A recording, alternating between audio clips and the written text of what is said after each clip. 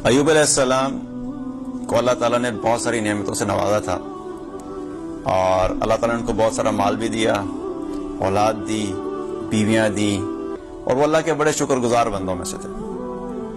फिर अल्लाह सुब्हानहू तआला ने उनको आजमाना चाहा। जब अल्लाह की तरफ से आजमाइश आई तो अल्लाह ताला ने उनसे वो तमाम नेमतें ले ली। जो माल था अल्लाह ताला ने माल ले लिया, जो औलाद थी एक ही दिन में वो सारी औलाद खत्म होगी, बीवियां थी सब बीवियां अल्लाह ने वापस ले ली, सिर्फ एक बीवी उनके पास रहेगी। अब आप एक ऐसे शख्स का अंदाजा लगाएं कि इतनी खुशहाल जिंदगी बसर कर रहा हो कि हर चीज हर नेमत अल्लाह की मौजूद हो और फिर एकदम से सब नेमतें चली जाएं तो उसकी जो मेंटल कैफियत कैसी होगी, उनकी फीलिंग्स कैसी होंगी, उनके इमोशंस कैसे होंगे। हमारे पास जब बहुत सारी नेमतें होती हैं उनमें से कोई एक छोटी सी नेमत अल्लाह ताला जब वापस लेता है तो हमारा क्या हाल होता है। और ऐसा शख्स जिसकी सारी दुनिया की जितनी नेमतें थी सारी अल्लाह वापस ले ले और उसके साथ साथ अल्लाह सुब्हानहू तआला ने उनको सेहत भी वापस ले ली और जज़ाम के मर्ज में मुब्तला कर दिया। और एक रवायत में आता है कि वो जज़ाम का मर्ज पूरे जिस्म को उस जज़ाम के मर्ज ने घेर लिया, यहाँ तक कि सिवाय उनकी जुबान और दिल के कोई जिस्म का ऐसा हिस्सा नहीं था जिसको उस मर्ज ने घेरा नहीं। अब उनकी सिचुएशन देखेंगे, बिल्कुल वो चलने फिरने से कासिर हो गया, वो चल भी नहीं सकते थे। और उनकी बीवी, जो उनके साथ एक बीवी उनकी थी, उनकी बीवी ने उनकी खिदमत की, वही बीवी उनको खाने पीने का इंतजाम करती, बाहर जाके मेहनत करती, उनके लिए खाना लेकर आती। और जितने लोग थे उन लोगों ने भी उनको छोड़ दिया क्योंकि उनके मर्ज की वजह से लोगों को उनसे कराहत आती थी। तो उनकी बीवी ने क्या किया कि उनको लेके बस्ती से दूर चले गए। अब आप सोचिए कि वो इंसान इतनी नेमतों के बाद बिल्कुल अकेले हो गए और बिल्कुल बेबसी के आलम में। लेकिन जब अल्लाह ताला ने ये तमाम नेमतें उनसे ले ली तो अय्यूब अलैहिस्सलाम ने अल्लाह ताला का जिक्र पहले से ज्यादा करना शुरू कर दिया और पहले से भी ज्यादा अल्लाह के जिक्र में मशगूल हो गए। और उन्होंने इतनी खूबसूरत दुआ की, अल्लाह ताला से शिकवा नहीं किया। कुरान में क्या दुआ आती है?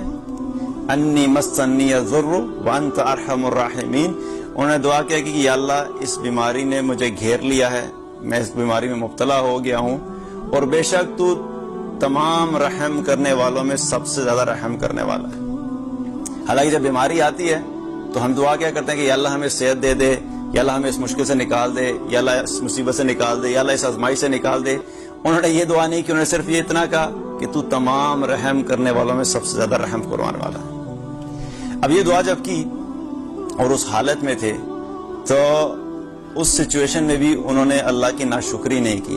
और एक और जगह क्या फरमाया कि ऐ तमाम पालने वालों के पालने वाले, तेरे मुझ पर बहुत ज्यादा एहसानात हैं। तूने मुझे माल दिया, औलाद दी, मैं उनमें मशगूल हो गया। फिर तूने मुझसे वो सब कुछ ले लिया और मेरे दिल को तमाम फिक्रों से आजाद कर दिया। अब मेरे दिल और तेरे दरमियान कोई भी चीज हाइल नहीं है। और तेरी इस मेहरबानी का अगर मेरे दुश्मन इबलीस को इल्म हो जाए तो वो मुझसे बहुत ज्यादा हसद करे। क्या कह रहे हैं? सुभान अल्लाह के अल्लाह ने सारी नेमतें ले ली तो उस पे क्या कह रहे हैं कि तेरी इस मेहरबानी का अगर मेरे दुश्मन को इल्म हो जाए तो वो मुझसे बहुत हसद करे। तो एक रवायत में आता है कि जब इबलीस ने ये दुआ सुनी उनकी तो वो जल भुन के रह गया। क्योंकि शैतान के लिए बड़ी आइडियल सिचुएशन होती है कि जब किसी इंसान पे कोई मुश्किल आती है, जब किसी इंसान पे कोई आजमाइश आती है, वो उसके लिए सबसे बेहतरीन मौका होता है कि अल्लाह से दूर करने का। वो इंसान को वसवसों में डाल देता है कि देखो तुम जिस रब की इबादत करते थे, तुम तो बड़ी नमाजें पढ़ा करते थे, तुम तो हर जगह पे उस रब के बारे में लोगों को बोला करते थे और तुम उसकी अताअत किया करते थे, इतने तुम अल्लाह अल्लाह करने वाले थे और तुम्हारे साथ ये हो गया। उस रब ने तुम्हारी तमाम इबादतों का और इताअत का तुम्हें ये सिला दिया है। तो ये सिचुएशन शैतान के लिए बड़ी आइडियल होती है कि इंसानों को अल्लाह से मायूस करना और अल्लाह की रहमत से दूर करना। उसके बावजूद वो क्या कह रहे हैं कि तेरी इस मेहरबानी का अगर मेरे दुश्मन शैतान को इल्म हो जाए तो मुझसे बड़ी हसद करे। तो कोई भी सिचुएशन हो, हमारे लिए क्या मैसेज है कि चाहे हालात अच्छे हैं या बुरे हैं, हमने अल्लाह की अताअत नहीं छोड़नी। अल्लाह ताला अपने ईमान वालों को, अल्लाह ताला अपने बंदों को कभी देकर आजमाता है और कभी लेकर आजमाता है। कभी नेमतें देता है तब भी हम अल्लाह की तरफ से आजमाइश में होते हैं, जब अल्लाह ताला नेमतें ले लेता है तब भी हम अल्लाह की तरफ से आजमाइश में होते हैं। और आप सोचिए कि जब ईमान वालों पे कोई इम्तिहान आता है, जो अल्लाह के दीन पे चलने वाले लोग होते हैं, तो उसमें एक और चीज क्या होती है? آج بھی یہ ہوتا ہے کہ لوگ کیا ججمنٹس پاس کرتے ہیں کہ دیکھو بڑا ایمان والا بننا پھرتا تھا, بڑا دیندار بنتا پھرتا تھا, اللہ تعالیٰ نے کس حال میں ڈال دیا. ہم تو پہلے ہی کہتے تھے منافق ہیں, ہم تو پہلے ہی کہتے تھے کہ یہ ظاہر میں کچھ اور نظر آتا ہے, باطن میں کچھ اور ہے. تو دیکھو اللہ نے اس کو اس کے گناہوں کا کیا صلہ دیا. تو ایوب علیہ السلام کے بارے میں بھی کچھ لوگوں نے ایسے کمنٹس پاس کیے کہ ہم تو پہلے ہی کہتے تھے دیکھو ظاہر کچھ اور ہے, پیچھے سے کچھ اور ہے.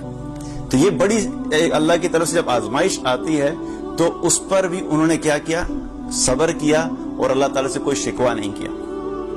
اور ان کی بیوی نے ایک دفعہ ان سے کہا کہ آپ اللہ تعالیٰ سے دعا کیوں نہیں کرتے کہ اللہ تعالیٰ آپ کو اس آزمائش سے نکال دے. اور یہ آزمائش کتنا عرصہ تھی؟ ایک روایت میں تھا کہ 18 سال وہ اس حال میں رہے. اب ایسی بیماری کہ جس میں انسان ہل بھی نہیں سکتا, اس میں 18 سال گزارنا کوئی آسان کام نہیں ہے. ہمیں تھوڑی سی بیماری آتی ہے تو 2 دن 3 دن 1 ہفتہ 2 ہفتہ گزرتے ہیں تو ہم فوراً مایوس ہونا شروع کر دیتے ہیں کہ پتہ نہیں اللہ تعالیٰ نے اب مجھے بیماری لگا دی ہے, اب تو یہ ساری زندگی ہمارے ساتھ رہے گی, اور اللہ کی رحمت سے مایوس ہونا شروع کر دیں. 18 سال تک وہ اس حال میں رہے. تو جب ان کی بیوی نے ان سے کہا کہ آپ اللہ سے دعا کیجئے کہ اللہ تعالیٰ آپ کو اس بیماری سے نجات دلا دیں, تو انہوں نے آگے سے کیا جواب دیا کہ اللہ تعالیٰ نے مجھے 70 سال صحت اور نعمتوں اور عافیت میں رکھا. اب اگر 70 سال اللہ تعالیٰ مجھے اس حال میں رکھے اور میں صبر کروں تو وہ بھی کام ہے. اس حال میں بھی انہوں نے ان نعمتوں کا تذکرہ کیا کہ اللہ نے جب اس وقت دیا تھا تو جس اللہ نے وہ دیا تھا اسی اللہ نے مجھے اس حال میں ڈالا ہے. میں اس حال میں بھی اللہ سے راضی تھا اور میں اس حال میں بھی اللہ سے راضی ہوں. تو یہ ایمان والوں کا ایٹیچیوڈ ہوتا ہے اللہ کے ساتھ کہ کچھ بھی سچویشن ہو وہ اللہ سے کبھی شکوہ نہیں کرتے, کبھی اللہ سے گلہ نہیں کرتے, وہ ہر حال میں صبر اور شکر کی کیفیت میں رہتے ہیں. تو جب وہ اس صبر میں رہے تو اس صبر کا اللہ تعالیٰ نے پھر کیا پھل دیا کہ 18 سال اسی حالت میں گزاری انہوں نے. پھر ایک وقت آیا کہ اللہ تعالیٰ نے ان پہ سے آزمائش کو دور کر دیا. اللہ تعالیٰ نے ان کی دعا کو قبول کیا. انی مسنی الضر وانت ارحم الراحمین, جب یہ دعا کی تو اللہ تعالیٰ نے ان کی دعا کو قبول کیا. پھر اللہ تعالیٰ نے ان کو صحت دی, اور نہ صرف دی بلکہ اللہ تعالیٰ نے ان کے ساتھ کیا معاملہ کیا, وآتیناہ اہلہ ومثلہم, اللہ سبحانہ و تعالیٰ نے ان کو پہلے سے بھی زیادہ اولاد اور مال و متاع اس سے بھی زیادہ دے دیا. اہل و عیال دے دیے. ومثلہم, مثلہم کا کیا مطلب کہ جتنے پہلے تھے اتنے تو دیے, اس کے ساتھ ساتھ اتنے ہی اور زیادہ دے دیے. اور ایک روایت میں آتا ہے کہ اللہ تعالیٰ نے ایوب علیہ السلام سے پوچھا کہ ایوب, جو آپ کی پہلے اولاد تھی جو میں نے آپ سے لے لی تھی وہ اس وقت جنت میں ہے, آپ کو وہی اولاد چاہیے یا اس کی طرح کی اور اولاد دے دوں؟ تو ایوب علیہ السلام نے کہا کہ نہیں یا اللہ, ان کو آپ جنت میں ہی رہنے دیجئے, مجھے آپ اس کی طرح کی اور اولاد دے دیجئے. تو یہ بھی ایک روایت میں آتا ہے. تو ہمارے لیے کیا میسج ہے کہ ہم نے ہر حال میں صبر کرنا ہے. جب بھی اللہ کی طرف سے کوئی آزمائش آئے, جب بھی اللہ کی طرف سے کوئی تکلیف آئے, جب بھی اللہ کی طرف سے کوئی مشکلات آئیں, تو ہم نے یہ سوچ لینا ہے کہ ایمان والوں کے جو پہلے گزر چکے ہیں وہ ایمان والے کن کن حالات سے گزرے ہیں. کیونکہ صبر جب ہم کریں گے تو اس صبر کے نتیجے میں اللہ تعالیٰ ہمیں دنیا میں بھی عطا فرمائے گا اور آخرت میں بھی عطا فرمائے گا. اور آخرت کا اجر تو لازمی ہے. اگر دنیا میں چلیں ہم کہتے ہیں کہ کسی سچویشن میں ہمیں نہیں ملا, تو آخرت کا اجر لازمی ہے.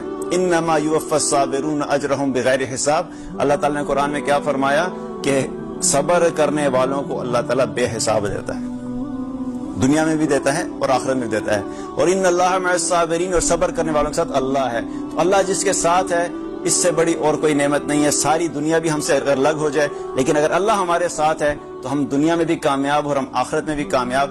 لیکن اگر ہم مشکلات میں اللہ کے ساتھ شکوہ کرنا شروع کر دیں, اللہ کے سامنے یہ کہنا شروع کر دیں کہ میرے ساتھ ہی کیوں ہوتا ہے, اللہ کو میں ہی ملا ہوں یہ سب کرنے کے لیے, میرے دوست تو بڑے اچھی حالت میں رہتے ہیں لیکن میرے ساتھ یہ کیوں پرابلم ہوتا ہے, دیکھیں فلاں کو تو اتنی اچھی گاڑی مل گئی, میں تو ابھی تک پیدل چل رہا ہوں, فلاں کی جاب اتنی اچھی ہوگی تو میں تو ابھی تک رگڑا کھا رہا ہوں, میری زندگی کا تو کوئی بھی سمجھ نہیں آتی کہ میں ہر مشکل میں پھنسا ہوں.